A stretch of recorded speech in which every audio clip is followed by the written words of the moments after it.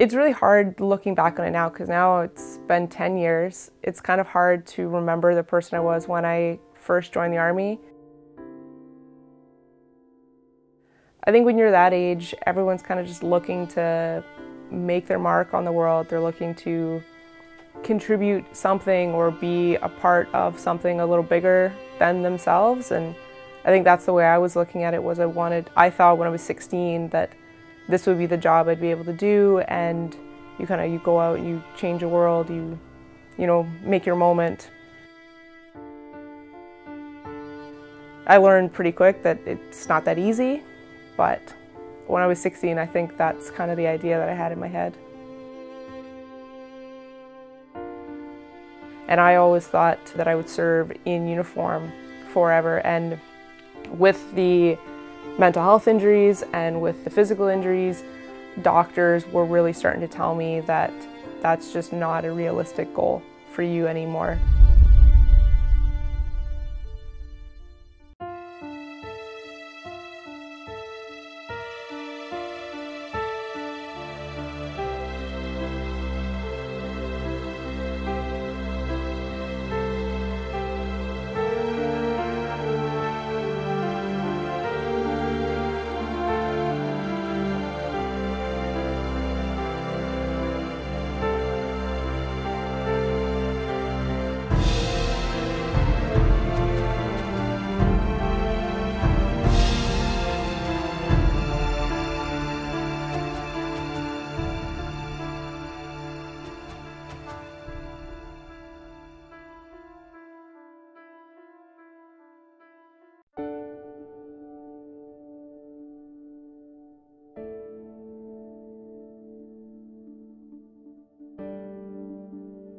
One of the things that played a big role in my life was the fact that a majority of my family were uniformed.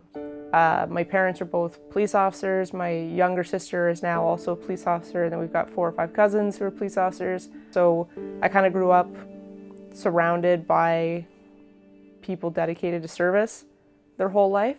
So I think that made a bit of a difference in me and the direction I ended up going in.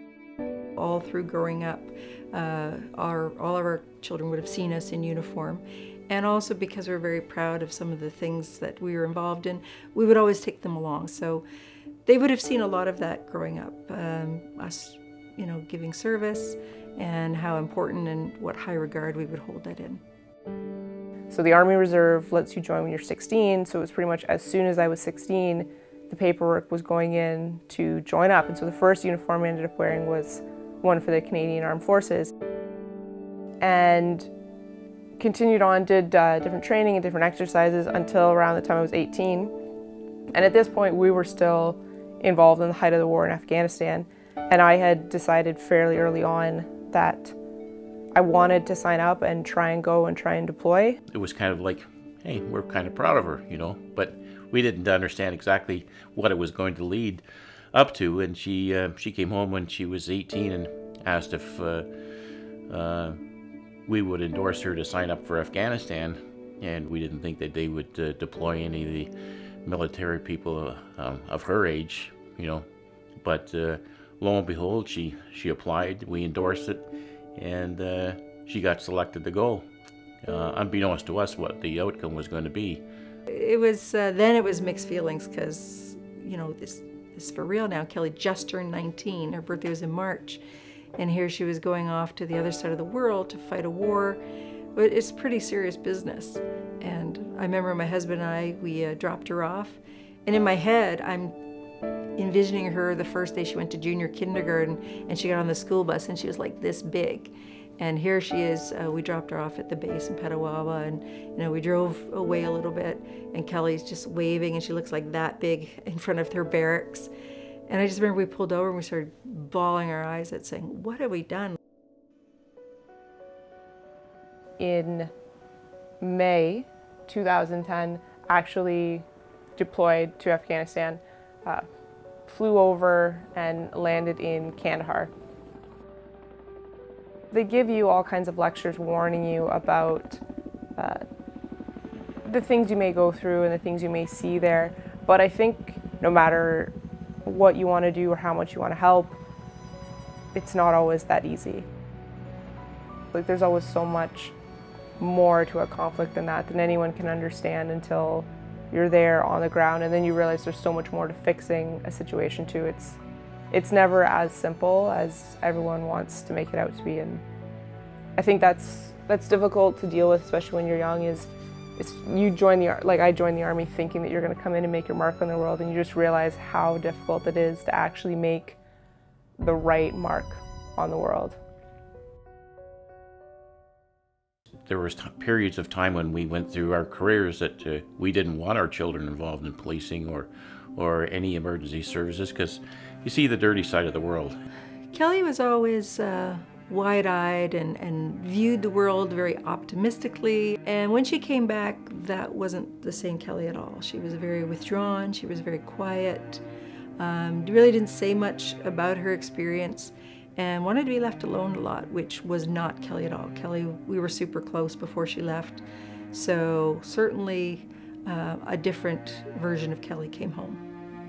I started to notice that there would be a day randomly where you just feel down, depressed, sad for no real reason. Like, you feel like something really bad has happened, but nothing has actually happened. And then it started escalating where it was then a few days, and then it would go on for a week at a time. And during all this, at the same time, already been struggling with nightmares that just carried over from when I was overseas, insomnia. So PTSD is post-traumatic stress disorder, which by definition requires a history of trauma, and history of trauma to the point that it is severe enough that it was life-threatening or perceived as life-threatening. And once that traumatic experience is over with, you have consequences from that. There is no specific timeline to it. There is no predicting when the symptoms would happen. So this unpredictability is also very anxiety provoking, and after a while patients definitely will get depressed because they are unable to cope up with it. What ends up happening is the Army, when you get injured physically or mentally, they send you in to see the doctors or physio, talk to a shrink, whatever it is they think you need to do to try and get better. And you get so much time to heal, to bounce back from whatever your injuries are. And if you don't recover in the short amount of time that they give you, they start the process where they label you permanently disabled. And then if you can't fix it from there, they begin the process to medically release you. It's not just a sense of purpose, it's self-identity. So your purpose becomes part of who you are. So a physician being a physician, a policeman being a policeman, a teacher being a teacher, the identity becomes part of who you are. And when you lose that, then it's almost like you're losing a piece of yourself. And of course that will cause severe depression. That hit me even harder. I was already in a bad place, like depressed and anxious, already wasn't really functioning in my day-to-day life. The physical injury just built into that, the fact that I didn't feel capable of a lot, the fact that I was pretty much in chronic pain all the time, and on top of it, just you're tired all the time and you're depressed all the time, and the only high moments you have are bouts of paranoia and bouts of anger, and you really do just sit there and kind of wonder, like, what is the point if this is going to be the next 60, 70 years of my life? She was having some, what I would consider suicidal thoughts, where she started talking about, you know, there were a lot of suicides in 2009, 2010, and one of the guys that had been to Afghanistan just around the same time as her, she said, "Mom," she goes, "he just took his own life and he had a wife and kids," and she goes, "I don't have any of that." Considered suicide. I had the plan, I had the idea of what I would do, but in the end, I was just one of these people. I got really lucky. My family has always been a huge, huge support system for me, that always been there for me. My parents were with me right from the get-go, from when I joined the Army to tour to when I got diagnosed. Like, they were always the ones who were there standing beside me. And even though I had kind of given up on my own future and kind of given up on life, they hadn't given up on me. It's a very, very fine balancing act when you're dealing with someone with mental health issues. You want to be helpful, but you can't be in their face all the time because that just pushes them away. So we just talked about some of the ways we could help Kelly, and luckily, finally after years of worrying, it seemed that things finally clicked for her.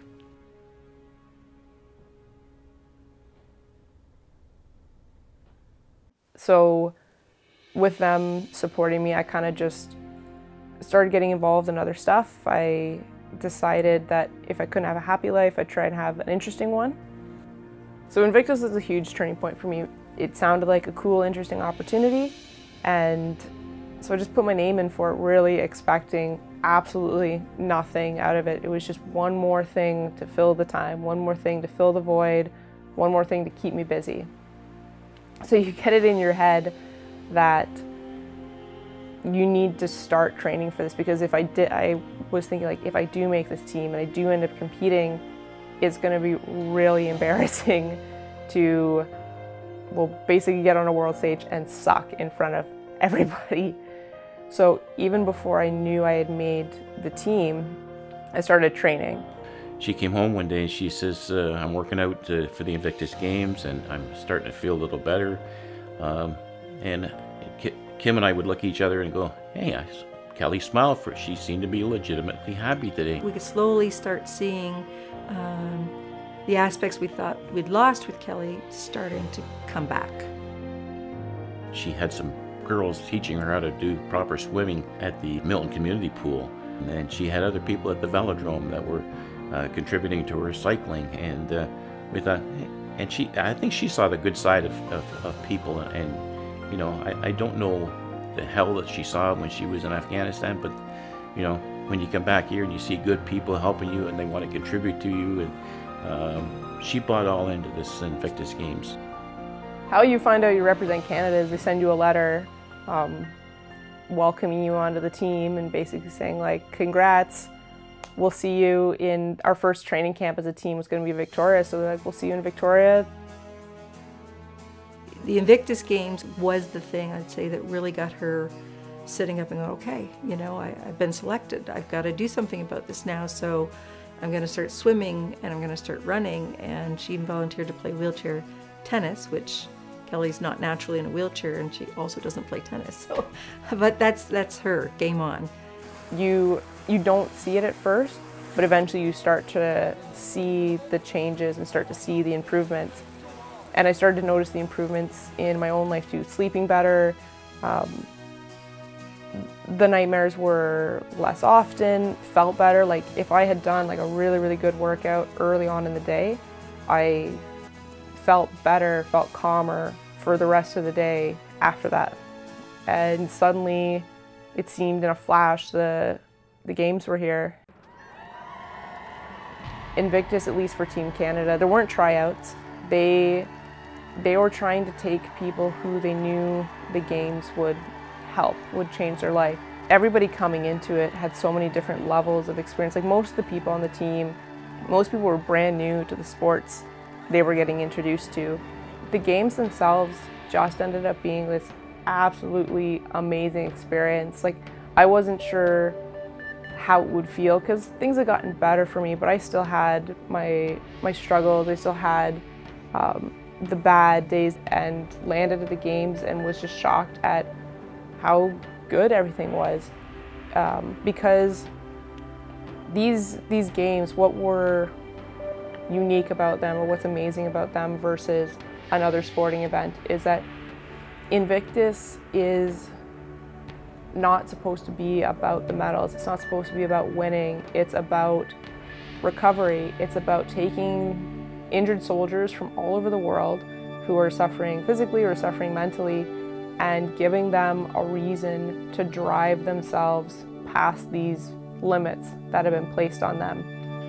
They put them first. They put the injured veterans first, and they didn't need to win a medal. They really promoted the just competing, you're better today than you were yesterday. I saw more people clap for someone who just finished a race than the actual winners, because there was people who just, they took everything in them to make it to the end of the pool, and people roared with appreciation for that effort. You want to win a medal, like that's super great to have, and it's nice to have that memento and to know that you succeeded in that way, but you're not racing the girl from Australia, you're not racing the guy from the UK or the guy from Afghanistan. Like, you're racing the you of 1 year ago, or hell, 6 months ago, 1 month ago, whatever your struggle was, like that's who you're taking on.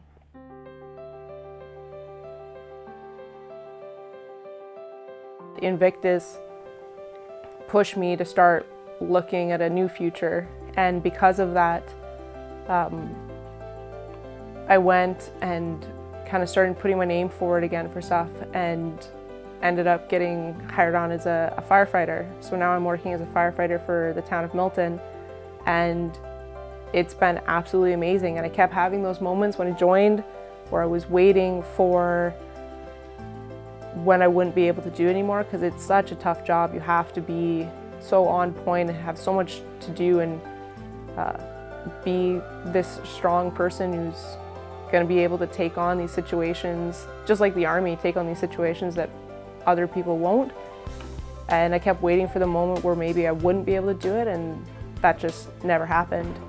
And it was Invictus that pushed me to keep realizing that that was a possibility for me, a future for me. And that's why now I have a new uniform and a new team and a new mission, but it's something I never thought I would have. She fought hard, and she's made it back. Before, she was leaning on other people, and I think she's saying now, lean on me. I'm ready for this. I want to help other people, and that's what I see in my girl right now. You know, lean on me. I'm ready to help you. And Kim and I couldn't be more proud of her for that. My time with the military is done, but my time with the fire department is just beginning. So, like, I'd love to encourage other people who kind of had the same struggles as me to define what'll work for them. Like, sport worked for me, and being physically active worked for me. It will be different for everybody who is struggling. That won't be the magic key for everyone, but we just got to keep encouraging each other and pushing each other to see that there is something more ahead for all of us.